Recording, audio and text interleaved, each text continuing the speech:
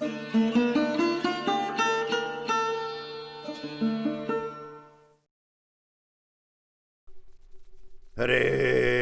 Om Namaha.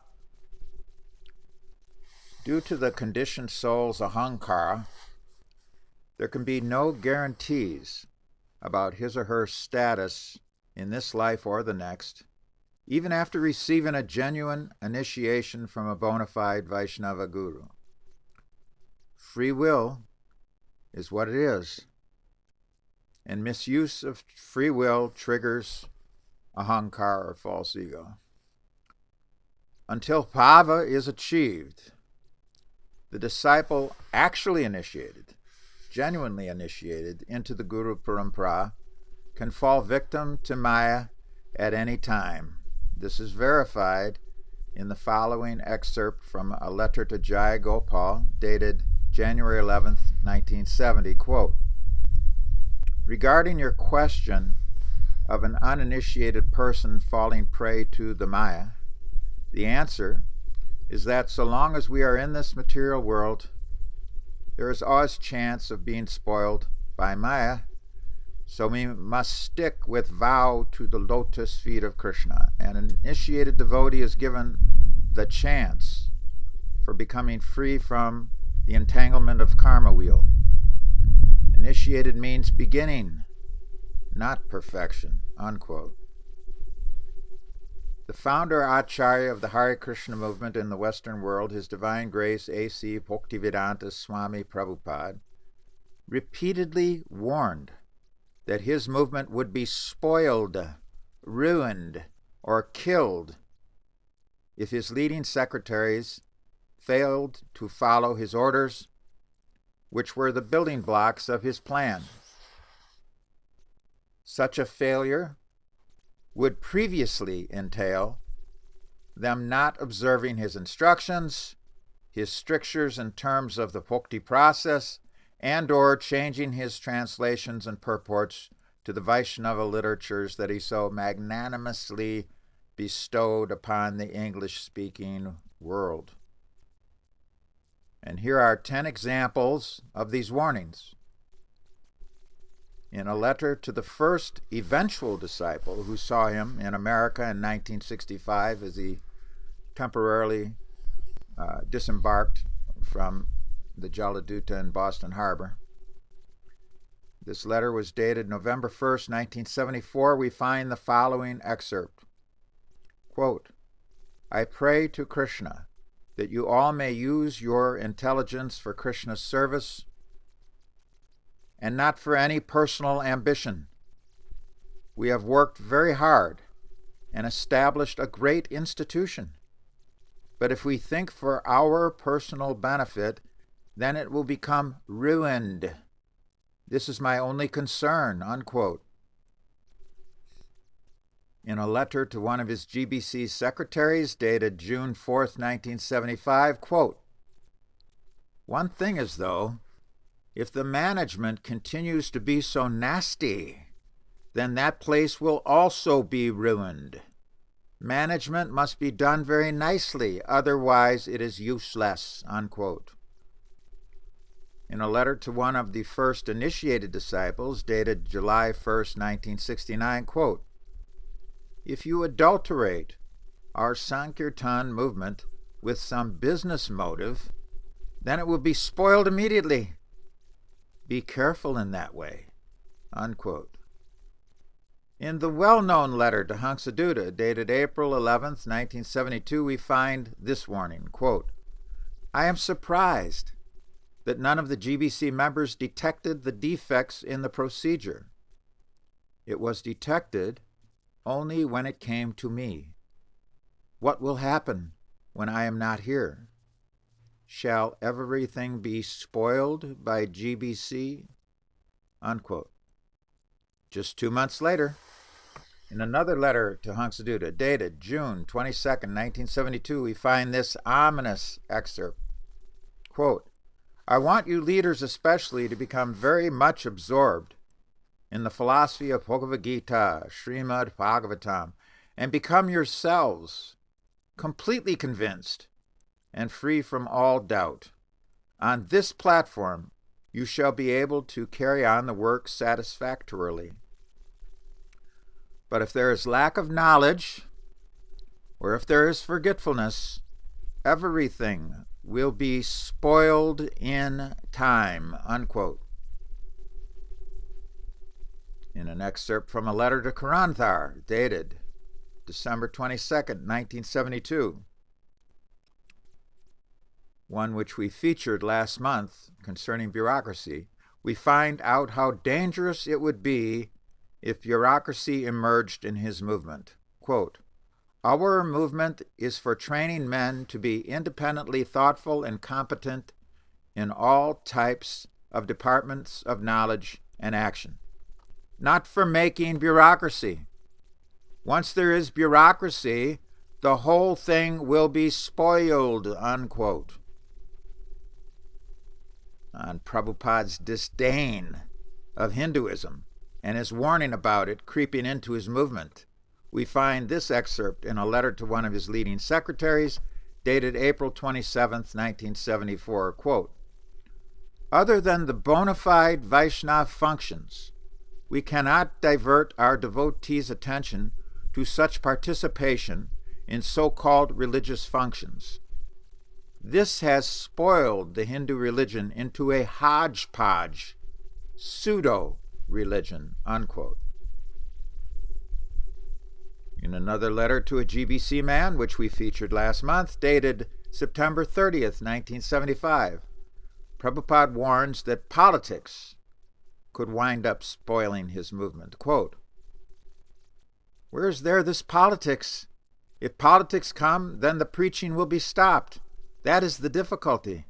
As soon as politics come, everything is spoiled," unquote.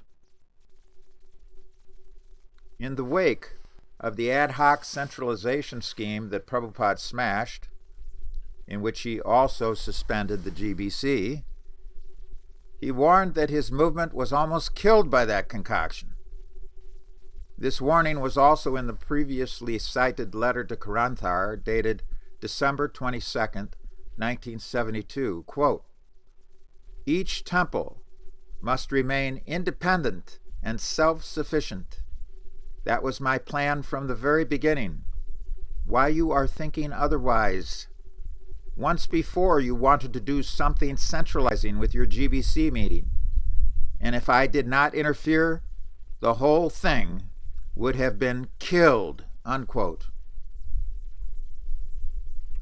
We have just presented 10 explicit quotes that indisputably prove that Prabhupada foresaw the possibility, dare we say probability, that his branch of the Guru Parampara in the West would be ruined after he departed physical manifestation. What went down? How did it go down? And why? Well, let's see if these 10 warnings actually played out. Many, if not most, of his initiated disciples falling prey to Maya. Check. The poisonous personal ambition. The 11 great pretenders were loaded with personal ambition. Manifest and obvious displays of that ahankara of personal ambition by his leading secretaries. Check. Nasty management. Check. In spades. Business motives for profit to complement the adoration and distinction secured through unauthorized Mahabhagavat worship. Check. What sane and serious devotee would today deny the obvious fact that the vitiated GBC spoiled the Hare Krishna movement? This one turns out to be a rhetorical question. Quote, "What will happen when I am not here? Shall everything be spoiled by GBC? It shall be so spoiled." Check. Lack of knowledge, combined with forgetfulness of almost every facet of what it means to be a devotee in Krishna consciousness, particularly by the leading secretaries and the 11 great pretenders. Check. Emergence of bureaucracy, big-time bureaucracy, subcommittees, so many things, particularly expanding now. Check. Compromise with the Hindu hodgepodge. Check. Politics. Are you kidding me? Check. Ever-increasing centralization in due course of time. Check. Now, fighting amongst the leading God brothers, resulting in eventual centralization, was fatal to Prabhupada's branch in the late 70s. Let us expand upon this a bit. The current leaders of so-called ISKCON will argue that such fighting no longer takes place. Due to how dumbed down the movement has become, there is some truth to that. However, when and while Prabhupada's branch was being uprooted and replaced by an apasatharma, such was not the case. In the late 70s and most of the 80s, there was tremendous internecine conflict, politics for supremacy amongst the gurus and so-called ISKCON. The totalitarian centralization of real power was the resultant of that supremacy battle within the burnt remnants of what superficially only appears to still be Prabhupada's movement.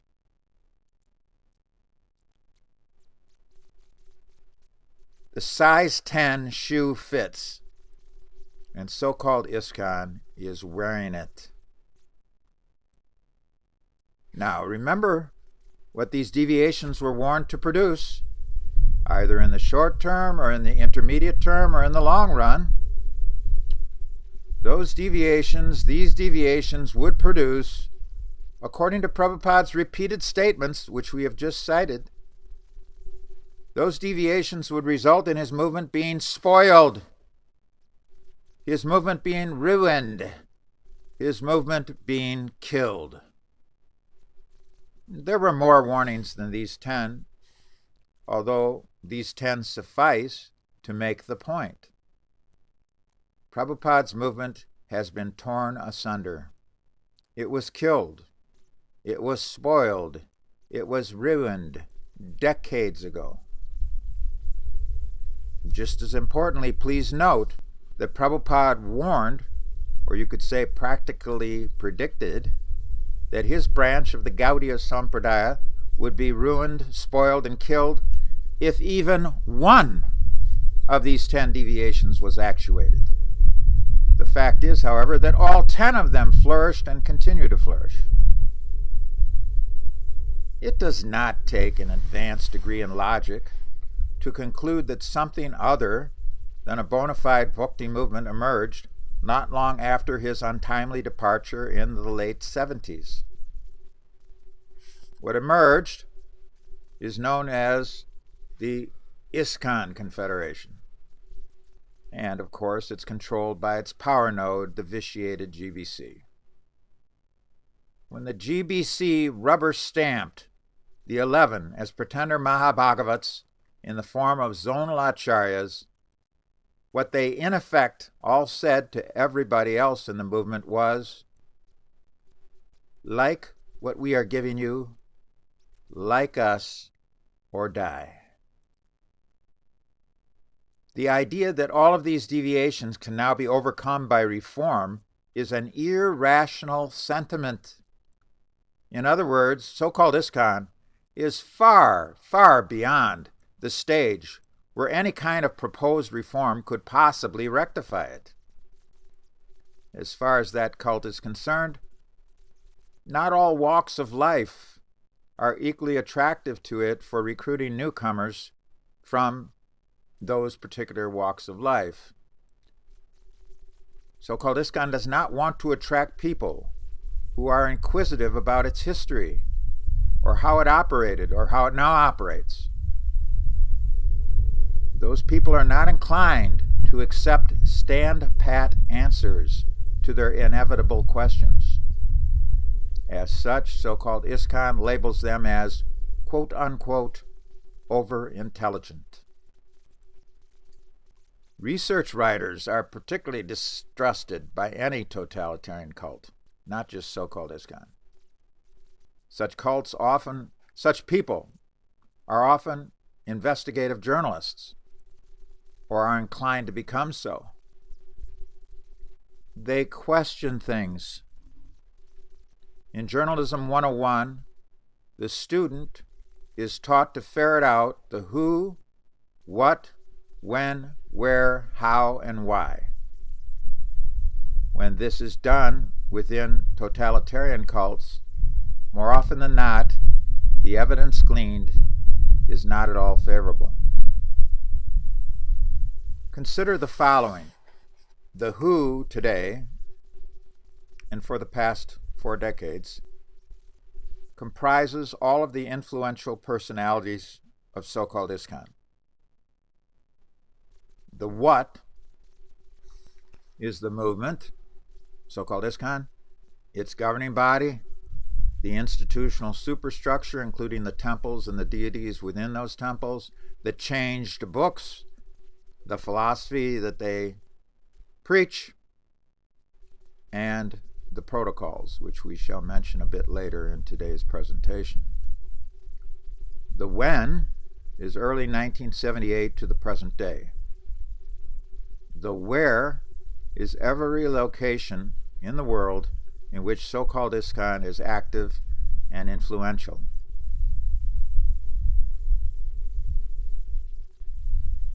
And there is the all-important why. However, there is another factor that first must be considered. The how. H-O-W, the how. How did all of this go down and why? Now, in the headline of our presentation, which reads how it all went down and why, the it in the headline is non-different from the what. The it or the what is what was formerly Prabhupada's branch of Lord Chaitanya's devotional tree of the Hare Krishna movement, and its perverted reflection, the fabricated so-called ISKCON Confederation. In other words, the how of that branch, or more specifically, the how of the perverted reflection which strangled it, is how it was taken over, how it was dumbed down to the status of an Upasampradaya, which is the current case. This will be explained. Also, why did it so degrade? We need to understand the answers to these two. And this month's presentation gives you factual answers that you can realize. When a sincere and serious investigative journalist becomes involved in a bhakti cult, he or she sometimes is moved to become a whistleblower after it is corrupted. Higher conscience, conscience with a capital C, does not allow a certain kind of devotee to stand by without exposing it. Those engaged in degrading the cult for their own benefit intuit this. Often they intuit it in advance to the eventuality of when the whistleblower emerges and his explanations spread and catch on. Bogus mysticism, which is always dangerous, gets exposed by rational explications and explanations based upon facts. Those facts are further solidified when buttressed by a shastra. This does not mean that devotional theists are empiricists, but empiric facts can and must be dovetailed in carrying out the practical expansion of the Hare Krishna movement. These were constantly dovetailed while Prabhupada was manifest and produced good results. Bhakti Yoga is a metaphysical and spiritual teaching and process, no doubt about that, but in the material world, empirical facts and similarly dovetailed plans cannot be totally neglected. The how of the Hare Krishna movement being spoiled, being ruined, being killed, can be explained from different angles. Investigative research is integral to that historical record. The how behind the 11 Pretender Mahabhagavat takeover of the movement in the late 70s was their confidence that they could overwhelm the rank and file.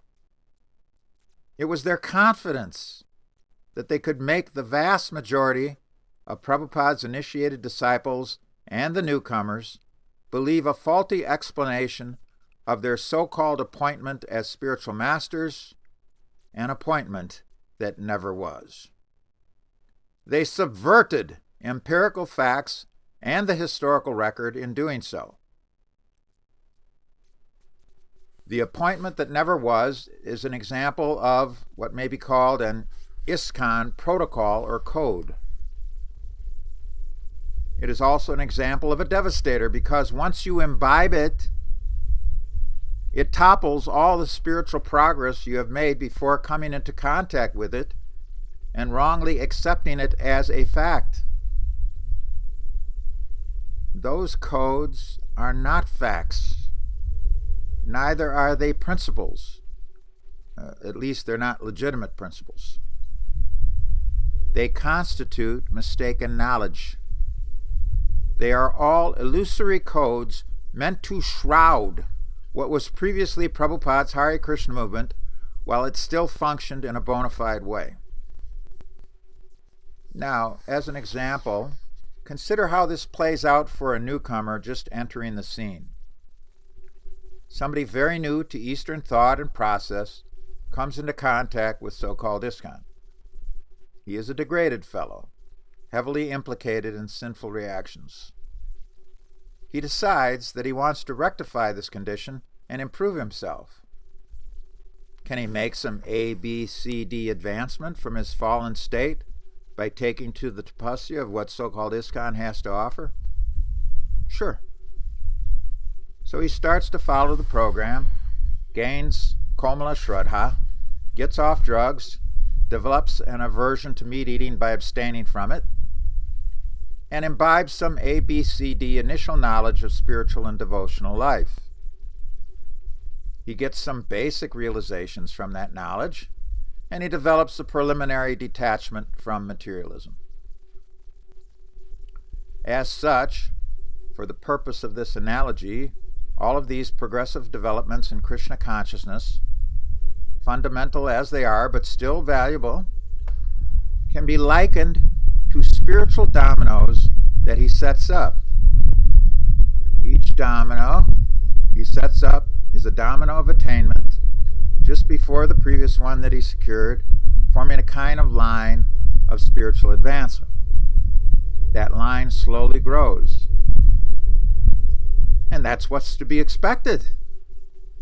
Then he, unfortunately but inevitably, comes into contact with an ISKCON protocol. It is, for the sake of the analogy, the next domino he sets up in his line, but it works differently from the other dominoes. Call it the code domino. The others were basic, but they were true. The code domino is false.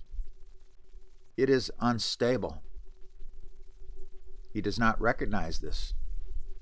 It is also counterproductive to spiritual life. He sets it up, but it automatically tips because that quality is also integral to it. It tips and knocks over the previous domino this new fellow had just erected before that, and that one knocks over the previous one did, and so on. All the dominoes in the line fall.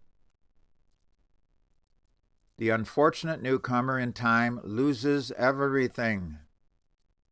There are any number of different ways he can choose to go from there. but none of them is linked to bona fide Vaishnavism or real spiritual advancement.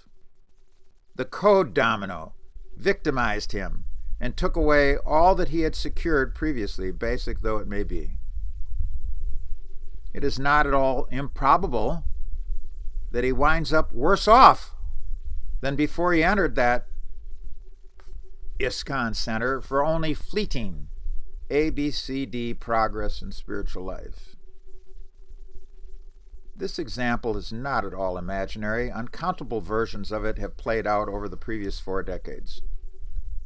The resultant for each newcomer so victimized is individualized, obviously. Nevertheless, the attrition rate in so-called ISKCON is very high, not advertised, and many who leave throw out the baby with the bathwater after their degrading experiences within the cult and excruciating exit from it. Tatvamasi. There is no need to list the range of these code dominoes. There's a lot of them. Instead, your host speaker will now detail just 6 of them. In doing so, they will be constructed or worded, if you will, using the term so-called ISKCON. But that is not how these protocols are communicated in that movement. Generally, they are never even spoken. Although the first one that we're going to speak about has been insisted upon many times, even in print. 1. Prabhupada actually approved initiating spiritual masters in July 1977, when the TKG letter appoints 11 Ritviks to conduct initiating ceremonies. 2. The GBC was and is not just the ultimate managing authority as stated in the will, but the final authority over everyone and everything in Prabhupada's movement. 3. The GBC has an automatic self-corrective mechanism intrinsic to it. If it initially makes deviant decisions, those will automatically be corrected. 4. So-called ISKCON is certainly destined with providential certainty, to fulfill Chaitanya's prophecy that it is the only movement which will spread Krishna consciousness to every town and village of the world. 5. Only by remaining favorable to and or cooperating with and or positively engaged in so-called ISKCON can anyone engaged in yoga go back to Godhead. 6. If so-called ISKCON approves an initiation ceremony and the guru conducting it, that disciple in the ceremony automatically receives a bona fide initiation. Any one of these 6 code dominoes is in and of itself powerful enough to topple the basic dominoes that a new devotee had previously erected during his or her beginning stages of making small progress in spiritual life. Please note that critical analysis of what is true or false is necessary in any genuine yoga system. That certainly includes Buddha yoga, which entails working under the principles of intelligence and pragya in spiritual life. The ISKCON protocols kill pragya, or higher intelligence. They also dull mundane intelligence, making it at a certain point impossible to legitimately dovetail. From a psychological viewpoint, the worship by institutional fanatics degrades their astral bodies. Yet, without blind disciples, no bogus guru has ever gained influence in any cult, what to speak of within so-called ISKCON. The 11 great pretenders knew this, and a field of fools was awaiting them in the spring of 1978, just ripe to be bamboozled and initiated with a bogus beej. It only took days after those so-called acharyas returned to their zones for new sets of fanatics to emerge. As a result, the tyranny of 11 pseudo-Mahabhagavats in 11 separate zones immediately flourished. Now, you need to know something about these kinds of fanatics. Fanatics torture themselves in order to tyrannize others. They scorn who they actually have become and shatter themselves, losing sight, if they ever even had any knowledge of it, of their own psychophysical natures. Unauthorized religious cults rely on this syndrome being invoked in their chelas, sensing that there is a sense gratificatory vanity possessed by those kick-me's in carrying out the wishes of their artificially exalted leaders. In other words, this helps to explain the how. Remember that all 11 of those great pretenders were accomplished cult controllers. Each one of them was expert, in his own way, in knowing the breaking points in others within the walls of so-called ISKCON. They snapped malcontents effectively. By the time Prabhupada's movement had been fully converted into so-called ISKCON, there was no longer any emphasis whatsoever on knowledge and realization. Those handful of devotees who still pursued these yogic objectives for themselves were branded, quote-unquote, overintelligent. That, however, refers only to genuinely initiated disciples of Prabhupada, not the new men in any of these centers anticipating the arrival of their own new guru in early 1978. The emphasis in the cult had shifted years previously into passionate results as a result of passionate action, often loaded with deception, on the pick especially. This played into the designs of the ISKCON, so-called ISKCON, upper echelon, the upper echelon of the fabricated so-called ISKCON Confederation. Much of the mid-70s strata of the rank and file, although initiated by Prabhupada in the mid-70s, developed power almost entirely in the matter of ripping off the Vikarmis, meaning that they did not develop much personal power in spiritual life. This made them easy to control and easy to discard if they did not simply accept the colossal Zona hoax when it was imposed and implemented in 1978. The how relied primarily upon power, deception, and group reassurance, buttressed by the atmosphere of a world surcharged with nihilism and faithlessness under the influence of Kali Yuga. To explain the how in a comprehensive way would require more than the length of this presentation.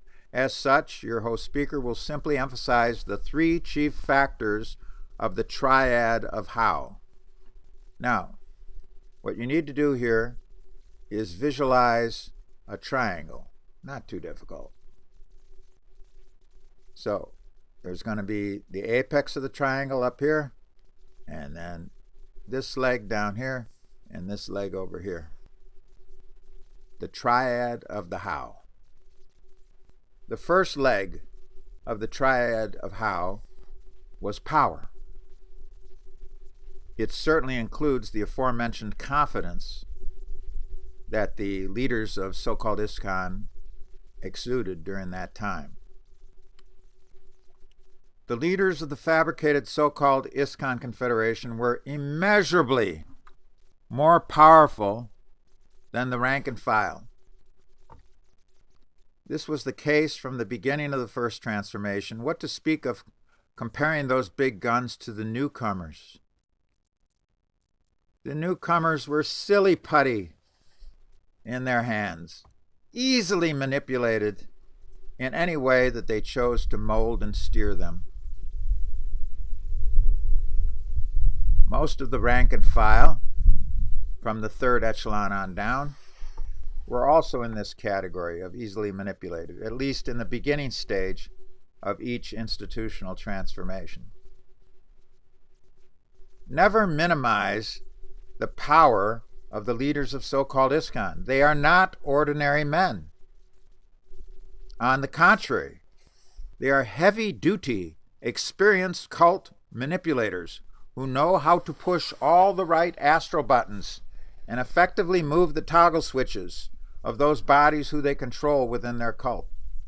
Such has been the case for over half a century running. Now, as the old guard yields to a new wave of Sahajiyas, as they relinquish the institution to their own disciples, the power factor will diminish. That is already transpiring. Nevertheless, we are speaking here of the initial takeover during the first transformation and that of the second transformation from the late 70s through the mid-80s. Power was a key factor in pulling both of those off as long as they could do so. The second leg of the triad of how, the second leg, was deception. So-called ISKCON has been chock full of deception since the late 70s. As far as examples are concerned, where we can begin is with those 6 protocols that I've just mentioned, especially the first one. In April of 1977, Prabhupada affirmed to his personal secretary, TKG, that no one in his movement was qualified to be guru. Less than 3 months later, in a letter to all temple presidents formulated by TKG, who was by that time the personal attendant and gatekeeper, 11 leading secretaries were appointed Ritvik Acharyas. Now, in this appointment letter of Ritvik's, Prabhupada did not dictate it on his dictaphone. Instead, TKG, on his own, drew it up, providing a line called, quote-unquote, authorized, onto which Prabhupada extended his signature. The one-page letter clearly, unequivocally, and indisputably stated that all new disciples receiving initiation from any of these 11 men were Prabhupada's initiated disciples, not theirs. A Ritvik is not an initiating spiritual master, and he is not a Shiksha guru either. At least he does not need to be in order to conduct the ceremonies. The Ritvik conducts the initiation ceremony for the real guru. But that real guru, who is the actual initiator of the Yajamana, is different from and far superior to the Ritvik. That is why the man pouring the ghee on the fire is only a Ritvik. If he was not a Ritvik, then he would be the Diksha Guru conducting the ceremony for his own disciples who are tossing rice and bananas in the fire.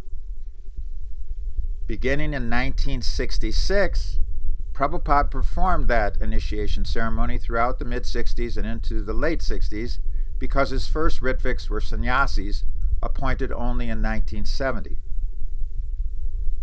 However, in the aforementioned letter of July 1977, it did not recognize any of those 11 men as authorized to conduct fire yajnas for their own yajamanas as disciples.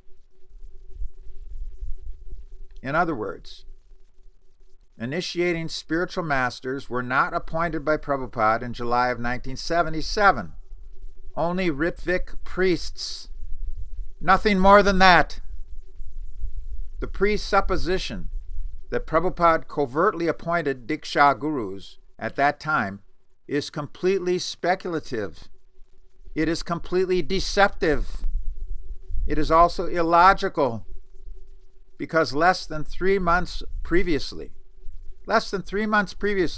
in April of 1977, Prabhupada affirmed that none of his disciples was qualified to be guru. On the basis of a deceptive presupposition, we are to presume that more or less simultaneously 11 of his leading secretaries became self-realized spiritual masters in less than 90 days? When none of them, nor any of the other Prabhupada-initiated disciples, reached Guru for so many years previously? Nonsense. Yet it was that deception, based upon a self-serving presumption only, which was the basis for the zonal's claim that Prabhupada appointed them as full-fledged Diksha Gurus in mid-1977. The appointment of Ritviks was later deceptively merged into a so-called appointment of initiating spiritual masters who, as we all know, doubled down in the spring of 1978. Through GBC resolution, in virtually every temple room of the world, they mandated to have themselves worshipped in great pomp and glory as fully God-realized Mahabhagavats by everyone, including their own God brothers and God sisters. Why was not this clarified in the summer of 1977? The answer should be very obvious. If Prabhupada had been directly asked whether or not those 11 Ritviks were to automatically become Diksha Gurus after he left the scene, he would have replied that he was making no such appointment. If they were all actually gurus, he would have recognized them as such in the summer of 1977 and would have had no need whatsoever to resurrect the Ritvik system. Now, some of you may not know this, many of you may not know this, but TKG was asked about this at the time. He was the gatekeeper to His Divine Grace in 1977. No one could get access to Prabhupada except through him. TKG knew what he was doing. He knew Prabhupada would leave the scene soon, and he knew that the Ritviks could then capture the big seat by claiming that they were previously appointed as spiritual masters. As such, when he was informed by a godbrother, one who was very friendly to him, by the way, that this presumption, this presupposition, needed to be clarified directly by Prabhupada, and please note, Prabhupada could have easily done so in a mere sentence. When this friend said, "You need to clarify this," TKG did not follow that. He did not allow that question to be broached to the founder Acharya, and he didn't allow anyone else to ask it either. The whole catastrophe, engineered by TKG and buttressed by the other 10 zonals, was based upon one deception, propping up another deception, all of them situated on a foundation of deception. The other 5 protocols aforementioned are also suffused with deception, but there's no need to analyze them because this analysis of the first protocol suffices. The third leg of how, the triad of how. The third leg is group reassurance. This was most important to the newer layer of the rank and file just previous to Prabhupada's disappearance. This topic, which I'm about to explain, is a touch complicated, so you need to have a little bit of attention from your intelligence put into it. So the rank and file that I just referred to, they were initiated by Prabhupada, but they, because they were very new and everything was so passionate, they needed constant group reassurance. And this group reassurance continued more strongly from the spring of 1978 onwards during the implementation of the zonal Acharya imposition. It came in 2 forms, this kind of group reassurance, both of which were constituted of a beej, invultuated into naive newcomers. Now, before Prabhupada departed, some of those new men in the mid-70s, although they were initiated by Prabhupada, still received a bogus beej in bad association with bad leaders. This leg of the triad of the how was at root a bogus bij requiring constant watering in the form of group reassurance. The bij was non-different from the charisma of the bogus guru. Now, this will be discussed soon. Another bogus bij was the ISKCON institutional bij, but that came into play later. In the beginning, this group reassurance component of the How triad functioned in one way from 1978 to 1986. That was during the zonal imposition. After that, it mostly functioned in a different way. When the 11 great imitators took over, the new disciples were infatuated with individual bijas from the pretenders, because each of the 11 ran a personality cult. Some were more charismatic than others, but the hive mind in each zone was centered upon its zonal master. There was a groupthink at each of these centers in each of these zones, but the hive mind was localized at that time, and it certainly varied from zone to zone. Now, when those zonals were mostly toppled in the mid-80s, the nature of the infatuation changed. The principle of the hive mind certainly remained, but it was no longer localized. So-called ISKCON took over. The gurus were busted down to so-called madhyams, and some were actually removed completely from the cult. This meant that the personality cults more or less cratered at that time. Harikesh and Kirtanananda were able to maintain theirs to some degree, but so-called ISKCON and the vitiated GBC was now emphasized far more than it was previously.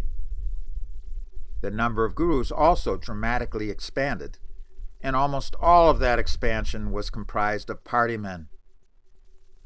The party men of so-called ISKCON facilitated the ISKCON bij entering their disciples, which of course included fealty to the vitiated GBC.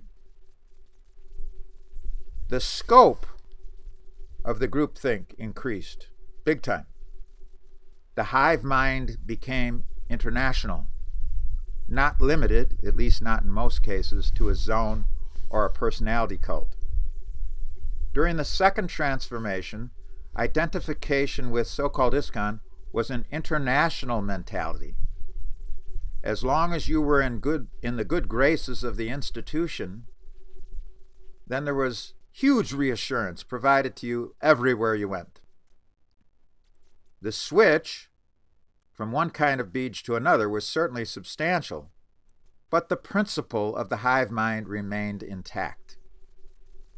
To reiterate, the three legs of the triad of How, the perversion of the branch of Prabhupada's Hare Krishna movement, how it was converted into so-called ISKCON, are comprised of power, deception, and group reassurance.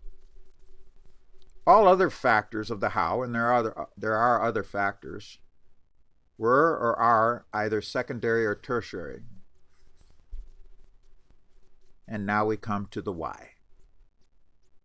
The modern and postmodern anti-Vedic Western adventure does not incline people to ask the why, especially about ultimate truth. Indeed, the Western mentality is agnostic as to whether or not there even is absolute truth, what to speak of the why. Nevertheless, a real transcendentalist, especially a theistic transcendentalist, is very concerned about the why. He or she does not dismiss it as simply sex attraction. He or she wants to know the ultimate reasons behind this complicated and painful entanglement in material life. If there is a why, if there is one, he or she wants to know what is that ultimate causal factor. Those newcomers who entered so-called ISKCON post-1977 fell for the simply accept bromide. They ignored the why.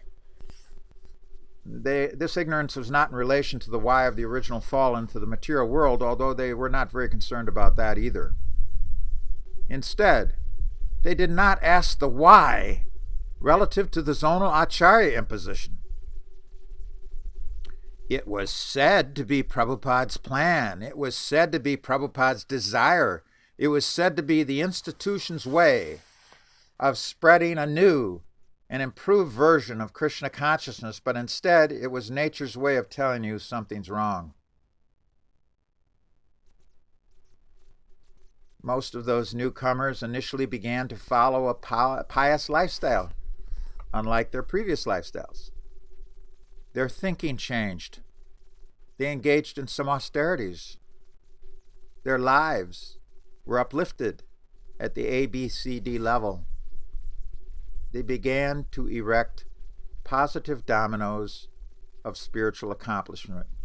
Basic, but still positive. However, whether it was stated or vibed, they were urged to simply accept. Almost all of them chose not to ask why concerning anything connected to the zonal guru system. Simply accept. Once they bought into any of the protocols of so-called ISKCON, however, all of their initial accomplishments were jeopardized. Everything was jeopardized, although very few of them realized it, unless they asked why concerning the root issues of what their cult was really about. Their spiritual progress, basic progress, was jeopardized. Unless they asked why the zonal guru system was formulated and formed and why it might be deviated from the real guru parampara, it was only a matter of time before their incipient progress in spiritual life would be toppled.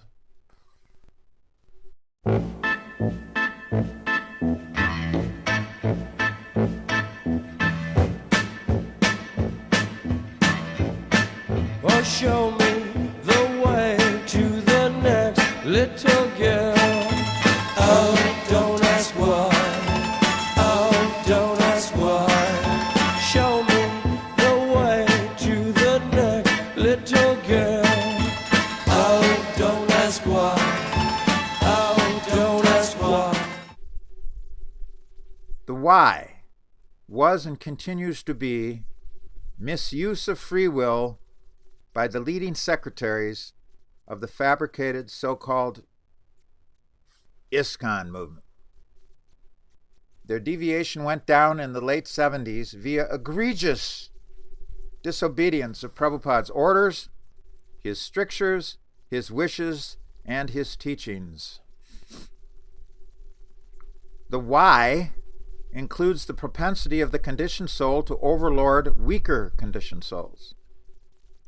The guru, the real guru, is always beyond this tendency.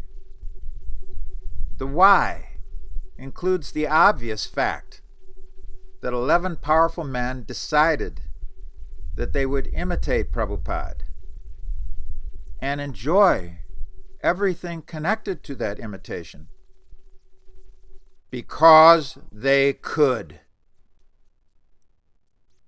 The why includes their envy of Prabhupada and the opulent worship he had received for about a decade. The colossal hoax, known as the fabricated so-called ISKCON Confederation, is a pseudo-spiritual scam. It is incumbent upon you to transcend its influence within yourself and then consider helping others to do so. There are still some devotees willing to help you by providing information, truth, knowledge, genuine interpretation, and logical deductions in order to fully understand how and why so-called ISKCON pulled off a dreadful takeover of what was once a thriving branch of the Brahma Madhva Gaudiya Vaishnava Sampradaya. Sadeva Samya